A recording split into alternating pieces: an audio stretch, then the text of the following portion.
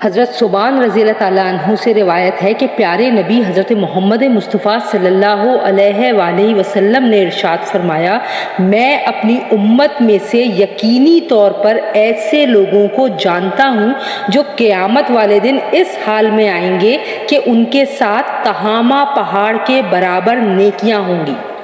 تو اللہ تعالیٰ ان نیکیوں کو ہواؤں میں منتشر ہو جانے والا غبار بنا کر غارت کر دے گا۔ حضرت ثوبان رضی اللہ تعالیٰ عنہ نے عرض کی، اے اللہ کے رسول صلی اللہ علیہ وآلہ وسلم، ہمیں ان لوگوں کی نشانیاں بتائیے، ہمارے لیے ان لوگوں کا حال بھی بیان فرما دیجئے تاکہ ایسا نہ ہو کہ ہم انہیں جان نہ سکیں اور ان کے ساتھ ہو جائیں۔ پیارے نبی حضرت محمد مصطفیٰ صلی اللہ علیہ وآلہ وسلم نے فرمایا، وہ لوگ تم لوگوں کے دینی بھائی ہوں گے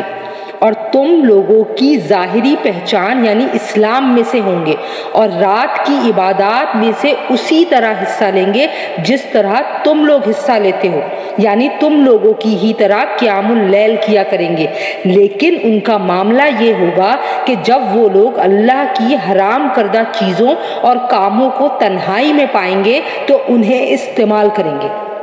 یا رب، ہمیں پلک جھپکنے کی مقدار کے مطابق بھی ہمارے نفس کے حوالے نہ کرنا۔ آمین ثم آمین یا رب العالمین۔